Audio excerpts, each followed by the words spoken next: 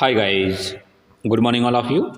आज हम इस वीडियो में एक महत्वपूर्ण अपडेट लेकर के आए हैं और यह अपडेट उन अभ्यर्थियों के लिए है जो यूपीपीसीएल में TG2 का एग्ज़ाम दिए थे। उनका आंसर की भी आ गया था। अब उनको इंतजार है कि उनका रिजल्ट कब तक आएगा। और साथ ही साथ हम आपको जानकारी देंगे कि जॉइनिंग आप जब लेंगे तो आपको ट्रांसमिशन लेने में फ़ायदा रहेगा या डिस्ट्रीब्यूशन, क्योंकि आपका जो डॉक्यूमेंट वेरिफिकेशन होगा उस समय आपसे कुछ चॉइस फिलिंग मांगी जाती है, लेकिन आपको ये जानकारी नहीं रहती ये क्यों भरवा रहा है। तो उसकी भी हम आपको जानकारी देंगे कि उसमें आपको प्रेफरेंस भरना है तो किस तरह से भरना है। और आपको जो है काफ़ी चीज़ें ऐसी होती हैं जो आपको जानकारी नहीं होती है, जब आप विभाग में आते हैं उसके बाद पता चलता है।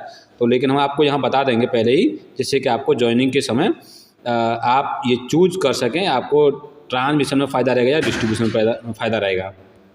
तो काफ़ी बच्चों का कमेंट रहता है कि जो ऊपरी पैदा है वो ट्रांसमिशन में होती है या नहीं होती, डिस्ट्रीब्यूशन में कितनी होती है, कैसे क्या है, या फिर सैलरी है आपका जो ट्रांसमिशन में और डिस्ट्रीब्यूशन में कितनी रहती है, वो सब जानकारी आपको इस वीडियो में मिलने वाली है। तो चलते हैं वीडियो शुरू करते हैं। और यदि आप चाहते हैं इस तरह के वीडियो का नोटिफिकेशन आपको मिलता रहे तो आप हमारे चैनल को सब्सक्राइब करके बेल आइकन दबा सकते हैं, या फिर आप हमारे फेसबुक पे हमने ग्रुप बना रखा है TG2 के लिए, और उसे आप ज्वाइन करना चाहते हैं तो उसका लिंक भी हम डिस्क्रिप्शन में दे देंगे, जहाँ से उसे ज्वाइन कर सकते हैं। तो चलते हैं वीडियो शुरू करते हैं। तो सबसे पहले आपको जानकारी देंगे हम कि ट्रांसमिशन और डिस्ट्रीब्यूशन में आपको कंपैरिजन कराएंगे कि ट्रांसमिशन में आपको काम की अगर दृष्टि से देखा जाए तो ट्रांसमिशन में काम बहुत ही कम रहता है और डिस्ट्रीब्यूशन में काम बहुत ज़्यादा रहता है। और इसके बाद अगर ये देखा जाए कि आपको जॉइनिंग के बाद जब विभाग में आ जाते हैं तो आपको जब CL या EL लेनी होती है तो डिस्ट्रीब्यूशन में आपको बहुत ही आसान तरीके से नहीं मिल पाती है लीव जो है, और ट्रांसमिशन में आपको आसान तरीके से लीव मिल सकती है, क्योंकि इतना वर्क का प्रेशर रहता है डिस्ट्रीब्यूशन में कि आपको छुट्टी आपके सीनियर नहीं देंगे। बहुत ही रेयर केस होगा तो आपको छुट्टी मिलेगी, लेकिन छोटे मोटे कार्य के लिए वो कहेंगे कि आगे पीछे कर लीजिए, आपको ऐसी छुट्टी नहीं देंगे वो। अब ट्रांसमिशन में क्या काम करने को मिलेगा आपको, डिस्ट्रीब्यूशन में क्या काम करने को मिलेगा, तो आपको जानकारी दे दें। ट्रांसमिशन में TG2 का काम केवल एक ही रहता है, SSO का, सब स्टेशन ऑपरेटर का, यानी कि आपको ऑपरेशन में शिफ्ट में ड्यूटी मिल सकती है। तो और डिस्ट्रीब्यूशन की बात करें तो डिस्ट्रीब्यूशन में आपको जो काम मिलेगा वो हो सकता है कि आपको जॉइनिंग के बाद आपको कैश काउंटर का ये चार्ज मिल जाए या बिल रिवीजन का काम मिल जाए। ये दो कार्य सरकारी जो TG2 रहते हैं उनके लिए दिया जाता है, और डिस्ट्रीब्यूशन में ज़्यादातर संविदा पर काम करते हैं। तो जो लाइनमैन और मीटर रीडर होते हैं इनसे, जो संविदा कर्मी होते हैं उनसे ये काम कराया जाता है ज़्यादातर। और जो सरकारी एम्प्लॉय जो होते हैं इसमें विभाग में डिस्ट्रीब्यूशन में, उनको ज़्यादातर रखा जाता है। तो यहाँ पर कैश काउंटर पे और बिल रिवीजन में ये दो काम देखने को मिलता है। बाद बाकी आपके काम तो बहुत होते हैं डिस्ट्रीब्यूशन में। अच्छा, अब बात करते हैं कि ट्रांसमिशन उन बच्चों के लिए अच्छा रहता है जो अच्छा करना चाहते हैं, अब नेक्स्ट लेवल की तैयारी करना चाहते हैं, जो अच्छी जॉब हो या अच्छी पोस्ट हो, उसके लिए आपको ट्रांसमिशन में अच्छा खासा समय मिल जाता है। ट्रांसमिशन में बहुत काम कम रहता है तो इसमें आप अपनी तैयारी भी कर सकते हैं किसी अन्य जॉब को लेकर के, लेकिन आप डिस्ट्रीब्यूशन में तैयारी नहीं कर पाएंगे। एक बार आप डिस्ट्रीब्यूशन पहुंच गए तो समझ लीजिए आपके पास समय ख़त्म हो जाएगा। आप अपने केवल डिस्ट्रीब्यूशन में इतना काम रहता है कि आपको कोई पढ़ाई करने के लिए समय नहीं मिलेगा, ये बात सुनिश्चित है। अब इसके बाद बात करें, ट्रांसमिशन में एक फैसिलिटी होती है आवास की। आवास ट्रांसमिशन में आसान तरीके से देखने को मिल जाता है और अच्छी क्वालिटी के आपको क्वार्टर्स मिल जाते हैं। और क्वार्टर्स पर मैंने अपना एक वीडियो भी बनाया है कि आवास के लिए, तो वो आप देख सकते हैं, उसका लिंक मैं आपको दे दूंगा डिस्क्रिप्शन में, या आपको आई बटन पर भी मिल जाएगा देखने को। और डिस्ट्रीब्यूशन में आवास की सुविधा बहुत कम मिल पाती है, वहाँ आवास इतने अच्छे उसमें नहीं है, और कहीं कहीं तो आवास अवेलेबल भी नहीं है। और बात करें कि अगर किसी बच्चे को जॉइनिंग अपने घर के नज़दीक लेनी है, जो न्यू कैंडिडेट आते हैं, तो DV के समय उनको एक प्रेफरेंस मांगा जाता है, लेकिन उनको पता नहीं रहता ये क्यों भरवा रहा है।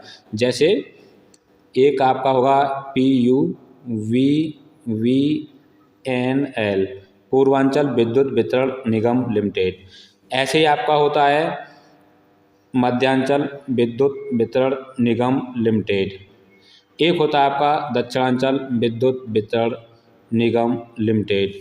इसके बाद आपका जैसे कैस्को है, और आपका एक आपका और होता है ट्रांसमिशन। सबसे मुख्य चीज़ मैं आपको बता दूं कि जो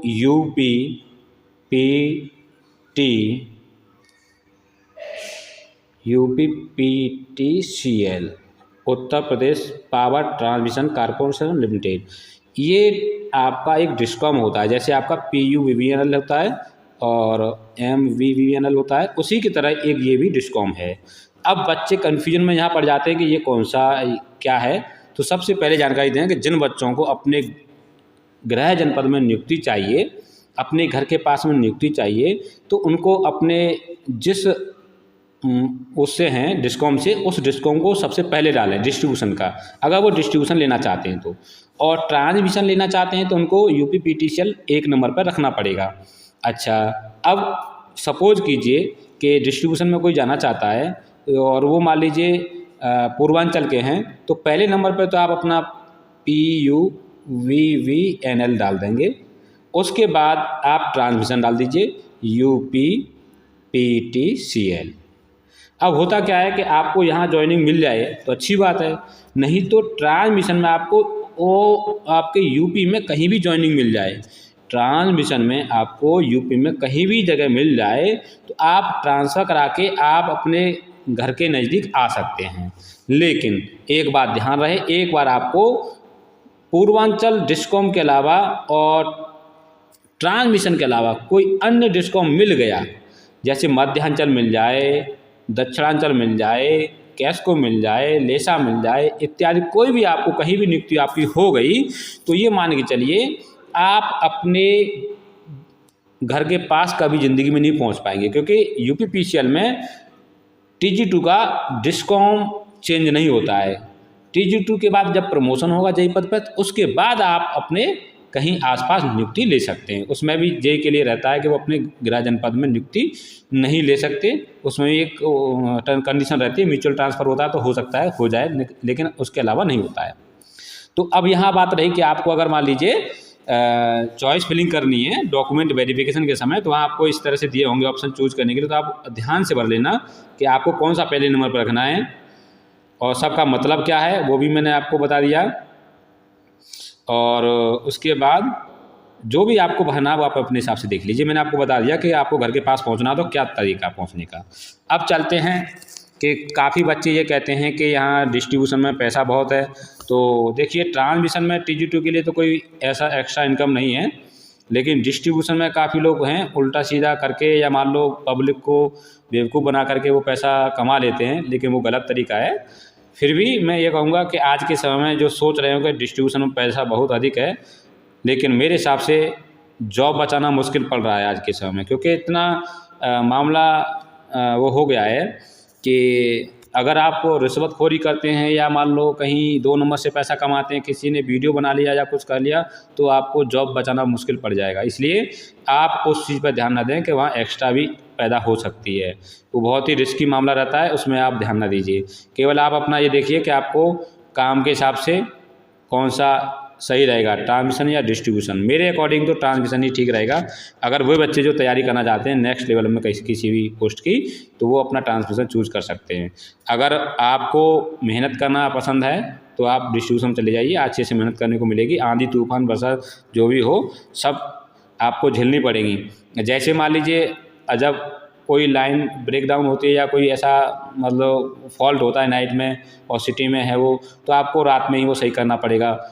बारिश है, तूफान है, कुछ भी है, अगर लाइन बीडी में पहुंच गई तो आपको वो सही करानी पड़ेगी। तो ये सारी चीज़ें आपको देखने को मिलती हैं, तो वहाँ आपको मेहनत ज़्यादा करनी पड़ेगी और बहुत ही टिपिकल मामला रहता है। तो उसको देखते हुए अगर ट्रांसमिशन देखेंगे तो बहुत अच्छा रहता है। बाद बाकी देखा जाए डिस्ट्रीब्यूशन और ट्रांसमिशन दोनों में सैलरी सेम रहती है, और सैलरी इस बात जो आपकी ज्वाइनिंग के समय मिलेगी वो कितनी मिलेगी, मैंने यहाँ पे एक ग्राफ बना रखा है।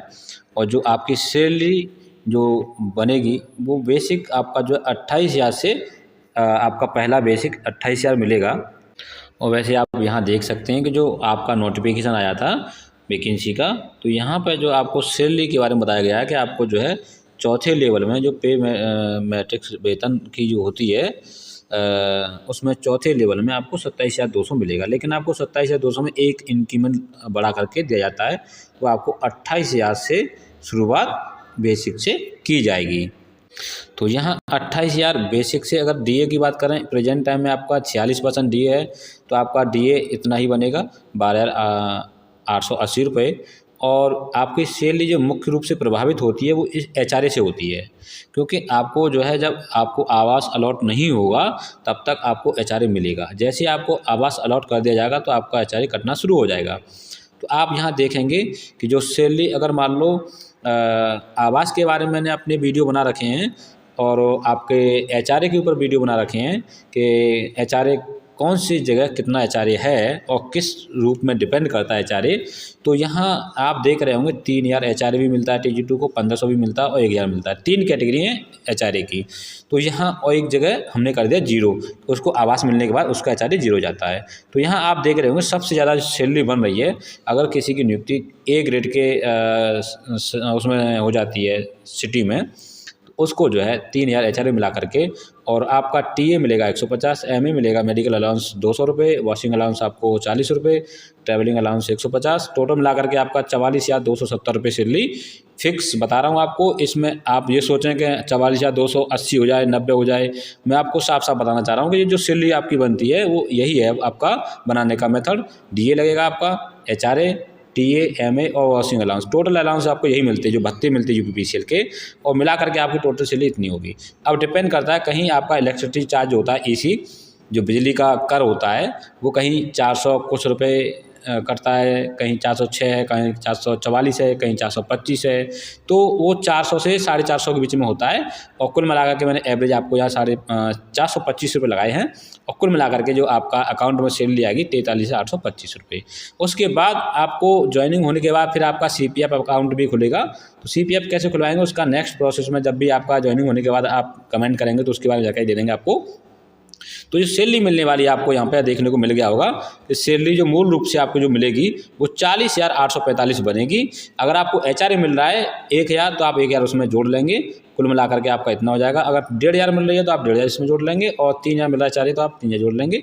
कुल मिलाकर के आपको इस तरह से सैलरी अपने विभाग में आ जाएंगे। तो आपको ये सैलरी का ग्राफ रहेगा, और इसमें आपको डीए अभी आपका दिसंबर तक 40% रहेगा। अगर ज्वाइनिंग आपकी दिसंबर के बाद होती है तो आपका डीए जितना बढ़ जाएगा उतना आपका पैसा और बढ़ जाएगा। ये आपकी सैलरी का ग्राफ रहा।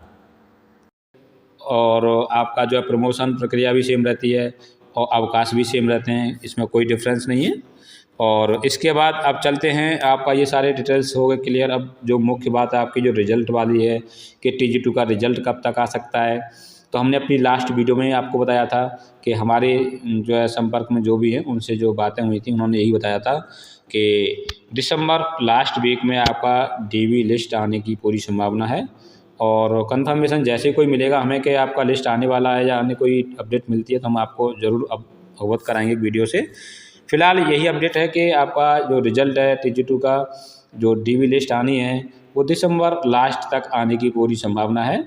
और उसके बाद अभी फ़िलहाल का करंट का स्टेटस बता दें आपको, जो कैंडिडेट हैं जिन्होंने आपत्तियां दर्ज की थी उनका प्रोसेस चल रहा है, रिजोल्यूशन चल रहा है, उनका जो आपत्तियां दर्ज की थी उनका समाधान चल रहा है। जैसे एक बार ये प्रोसेस ख़त्म हो जाए, आपत्तियां डालियाँ बच्चों ने उनका निस्तारण हो जाए, उसके बाद फिर आपको अपडेट मिल जाएगी कि आपका जो है ये काम कंप्लीट हो गया है और आपका रिजल्ट आने वाला है। तो ये थी आज की अपडेट। वीडियो अच्छा लगा हो तो लाइक करें, शेयर करें। यदि आप चाहते हैं इस तरह के वीडियो का नोटिफिकेशन आपको मिलता रहे तो आप हमारे चैनल को सब्सक्राइब करके बेल आइकन दबा सकते हैं। तो मिलते हैं नेक्स्ट वीडियो में। Thanks for watching this video.